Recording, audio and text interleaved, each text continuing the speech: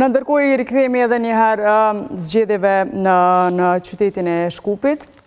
Në Maqedoninë e Veriut, kur nesër është paralajmëruar që do të mbahen edhe zgjedhjet lokale atje, do të presim të kemi kontakte drejt për drejt me gazetaren ton Qëndresa Tërshani, derisa të jetë e gatshme për të na treguar për procesin I cili do të vijojnë në ditën e nesërme. Në ndërkohë, është mbajtur ceremonia e mantil bardhëve, ajo që konsiderohet edhe si një nga ngjarjet më të veçanta dhe më simbolike për studentët e mjekësisë. Organizimi u bë për nder të studentëve të vitit të tretë të Fakultetit të Mjekësisë, të cilët bën edhe betimin e Hipokratit, duke shënuar kështu kalimin e tyre nga faza paraklinike në pjesën klinike të studimeve, një moment ky I rëndësishëm që simbolizon përkushtimin ndaj profesionit fisnik të mjekut.